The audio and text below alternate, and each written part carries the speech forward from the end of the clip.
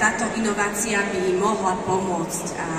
Nakoľko naša pôda je častokrát vyčerpaná, dokonca kontaminovaná a mikroflóra, ako už bolo povedané na týchto prednáškach dnes, je častokrát ovplyvnená, je zničená táto mikroflóra. Čiže ani tie prirodzené procesy v pôde už neprebiehajú a tie živiny, aj keď v pôde sú, častokrát sú nedostupné. Tí farmári sa nám sťažujú, že merania im ukázali, že tie živiny, oni tam sú, ale v rastlinách tie rastliny ich nevedia prijať. A to je aj v tom dôsledku, že tá mikroflóra už tam nefunguje v tej pôde. No a ľudia chcú bezpečné jedlo. Vy tiež nechcete jesť jedlo s chemikáliami, radšej by ste mali to jedlo bezpečné, aby vaše zdravie nebolo ovplyvnené. Ale keďže tí farmári nemajú čo robiť, tak oni používajú stále viac tých pesticídov, stále viac tých chemických hnojív, kvôli tomu, že tie rastliny sú obmedzené tým, ako tieto živiny príjmajú. A Európska komisia chce znížiť používanie týchto agrochemikálií. No, ako hovorím, pre farmárov je táto situácia veľmi zložitá, čiže je na nich politický tlak, mnohí dokonca zatvárajú farmy, ale na druhej strane aj veľké potravinárske firmy majú nové plány na regeneratívne poľnohospodárstvo. A čo my ponúkame farmárom? Lebo oni hneď chcú sa dozvedieť, aké benefity im vieme ponúknuť. Čiže my im dokážeme navýšiť cukor a celkovo obsah živín. Všetko sa vyvíja skôr. Zemiaky, jahody, čučoriedky, všetko, so všetkým sú o 2 týždne skôr na trhu. Taktiež je tam veľmi vysoká odolnosť voči rôznym chorobám. A dokonca vieme dosiahnuť odolnosť nízkym a vysokým teplotám, dokonca voči mrazu, kvôli jednému proteínu a taktiež kvôli suchu, lebo náš produkt obsahuje etanol.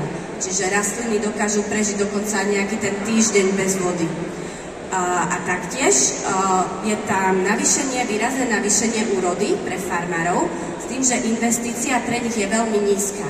Aj keď je to organický produkt, je to biostimulant, no investícia na hektár je od tých 7 eur, čiže naozaj je to veľmi maličká investícia a zároveň to zvýši efektivitu tých agrochemikálií, lebo rozpustí to fosfor, naviaže to dusík, čiže tie klasické konvenčné agrochemikálie alebo aj organické hnojivá sú oveľa lepšie využité a zefektívnené.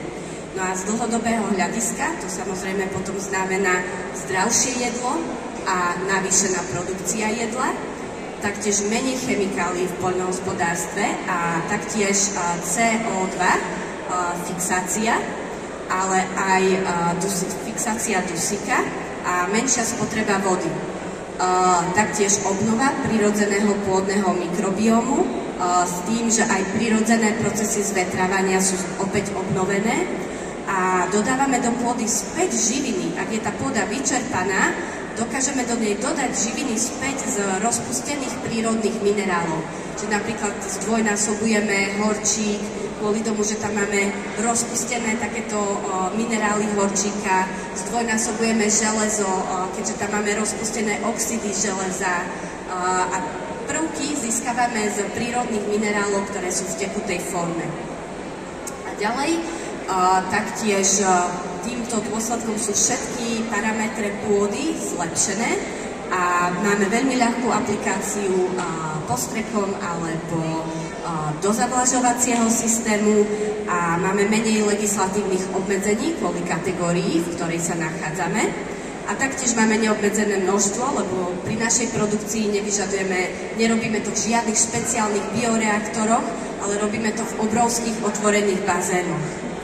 Takže teraz vysvetlím, čo je ten produkčný proces.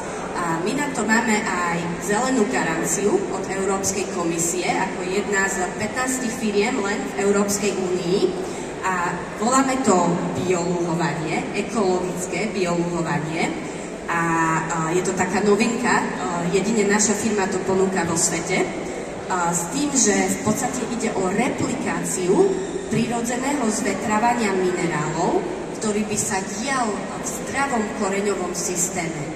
Ak v tom koreňovom systéme by boli tieto zdravé baktérie, zdravý mikrobióm, oni by produkovali metabolity, rozpúšťali minerály a týmto by tá rastlina získavala živiny.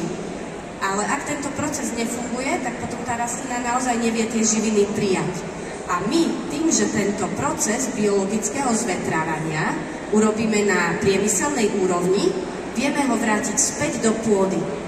Tým, že jednak tam dodáme všetky rozpustené živiny, železo, horčík, mangán, kremík, všetky tieto základné prvky z prírodných minerálov, ale zároveň tieto baktérie počas bioluhovania nám vyprodukovali strašne veľa takých vzácnych proteínov, bakteriocínov, ktoré chránia rastliny proti chorobám, alkoholov ako etanol, ktorý robí rastliny odolné suchu, a rôzne organické kyseliny, ktoré sú potvrdené, ktoré stimulujú rast.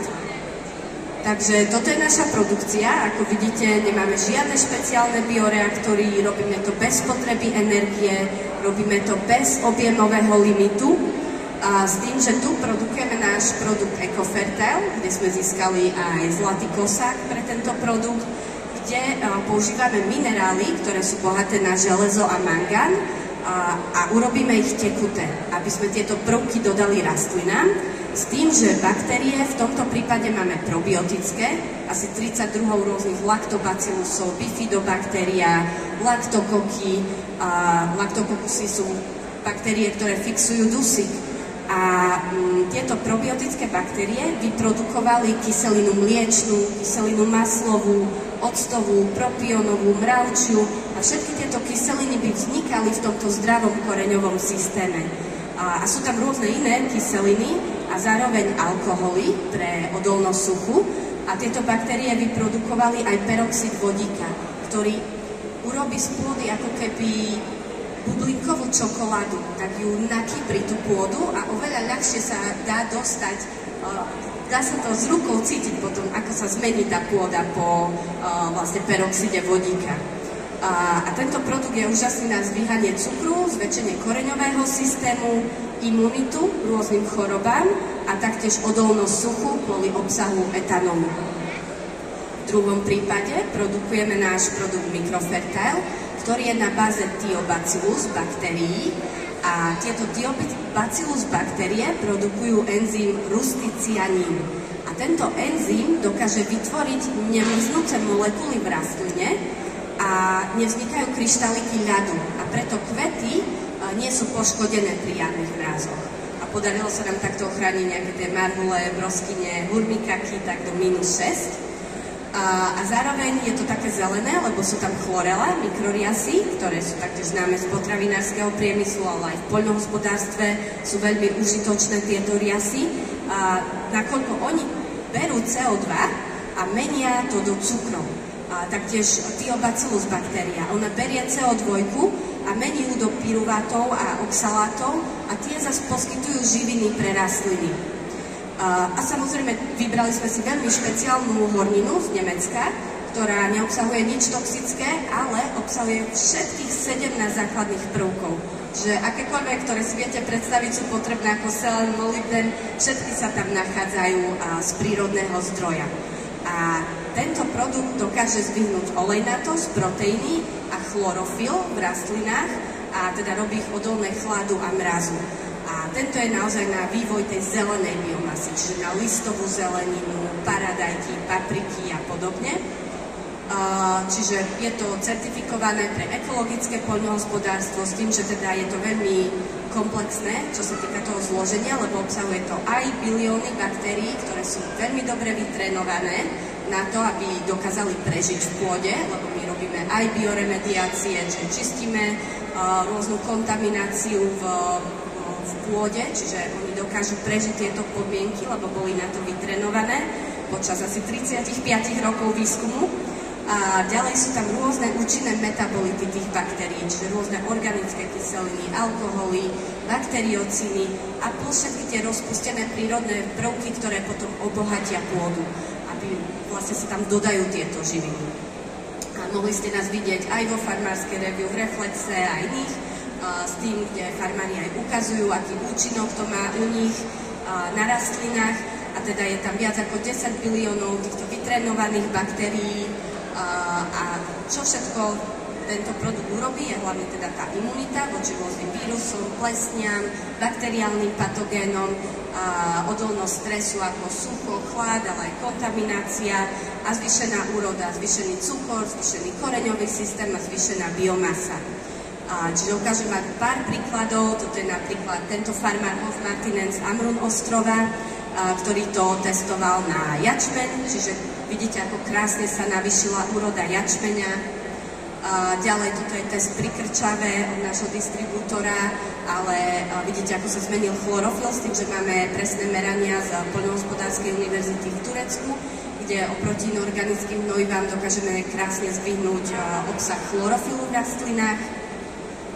Taktiež toto je farmár pri Delbruku, veľmi veľký, a keď to dával na pšenicu, tak tá pšenica zmenila farbu do zlata.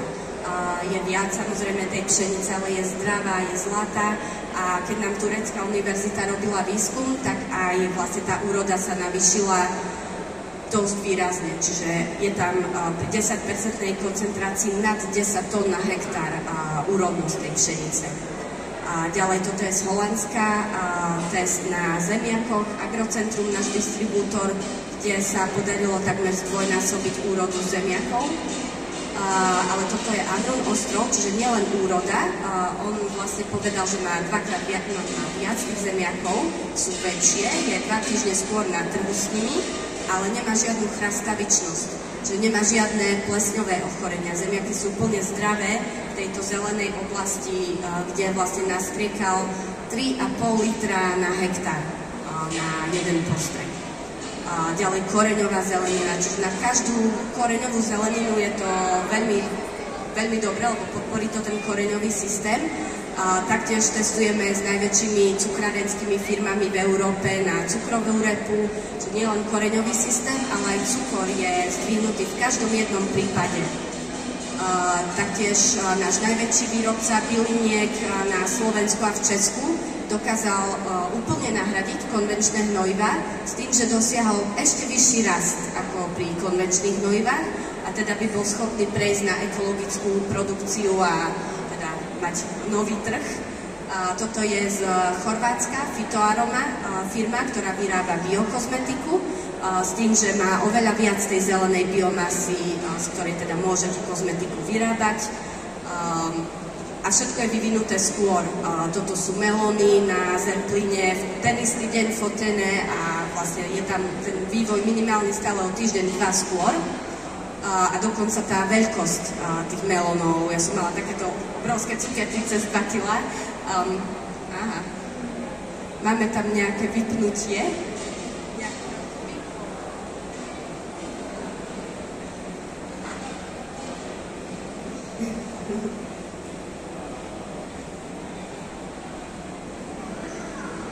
Áno, ďakujem.